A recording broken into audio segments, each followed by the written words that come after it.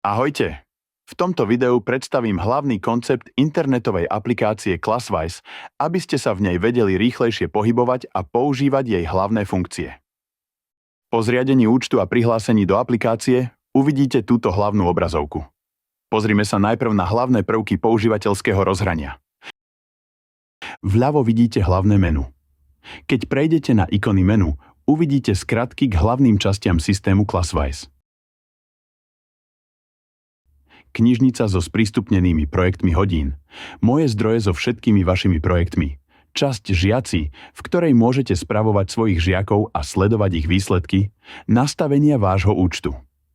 Ak sa chcete vrátiť na úvodnú stránku, kliknite na prvú ikonu v ponuke vľavo alebo kliknite na logo Classwise vľavo hore. V pravej hornej časti stránky vidíte tieto tlačidlá. Modré tlačidlo Vytvoriť projekt na vytváranie nových projektov. Sivé tlačidlo Panel zariadenia na spravovanie vašej triedy a zariadení žiakov. Poslednou v rade je ikona, ktorá odkazuje na váš profil. Kliknutím na ikonu profilu sa otvoria ďalšie možnosti, ako napríklad zmena jazyka používateľského rozhrania. Na funkcie prvých dvoch tlačidiel sa bližšie pozrieme v samostatnom videu. Stred obrazovky je rozdelený na dve časti. V prvej sú inštruktážne videá, ako napríklad to, ktoré pozeráte teraz. Pod nimi je časť Objaviť so všetkými odporúčanými projektmi, ktoré by ste mohli na základe svojich preferencií na svojich hodinách použiť. Kliknutím na Zobraziť všetko prejdete do knižnice, kde nájdete ďalšie hodiny podobné hodinám odporúčaným v tejto časti. Pozrime sa do knižnice. Najprv vysvetlím, ako sú zorganizované zdroje dostupné v našej databáze. Nechceme dávať učiteľom obmedzenia nanúcovaním určitých vyučovacích metód. Každý má určite svoj vlastný štýl a mal by mať k dispozícii flexibilné nástroje podľa vlastných potrieb. Naše zdroje sú označené aspoň jedným bodom štruktúry vyučovacej hodiny. Môžete použiť interaktívne prezentácie na vysvetľovanie alebo zhrnutie učiva. Účelom vzdelávacích hier pripravených na hranie je vniesť do hodín zábavu a vzrušenie na podporu procesu memorovania. Kvízy a testy učiteľom umožňujú rýchlo otestovať vedomosti žiakov. Ich výsledky sa zobrazia ihneď po teste. Metodiky môžu byť univerzálne a môžu sa použiť v rôznych častiach hodiny.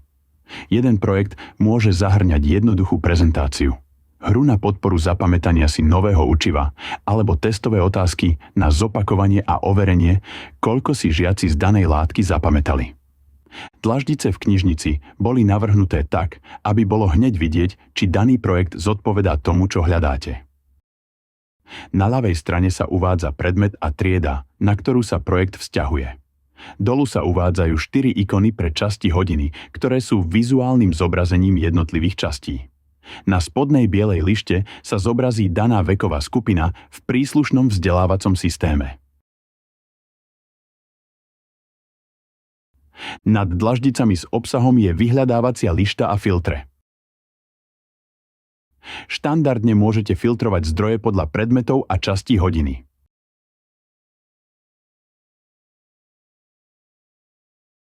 Dodatočné filtre pomáhajú zúžiť kritériá vyhľadávania na špecifický vzdelávací systém, vekovú skupinu, jazyk alebo autora. Ak viete, čo hľadáte, môžete túto lištu použiť a zadať príslušné kľúčové slová. Podrobnejší popis obsahu projektu sa zobrazí, keď prejdete myšou na dlaždicu zdroja. Kliknutím na vybraný projekt sa presuniete na toto podrobné zobrazenie. Projekt môžete spustiť odtiaľto kliknutím na modré tlačidlo Spustiť. Ak sa rozhodnete vytvoriť vlastnú lekciu, všetky vaše projekty budú uložené v časti Moje zdroje. Môžete tvoriť projekty na vlastné použitie a ponechať si ich vo vlastnom účte ako koncepty, alebo ich môžete zverejniť, aby ich mohla používať celá komunita učiteľov Classwise po celom svete. V časti Žiaci môžete vytvoriť zoznam tried a detí, s ktorými kontinuálne pracujete. Prostredníctvom hier a kvízov Classwise zbiera odpovede žiakov, ktoré potom analyzuje a informuje vás o ich napredovaní. Budem sa tomu venovať viac v ďalších videách. Ďakujem za váš čas. Do skorého videnia.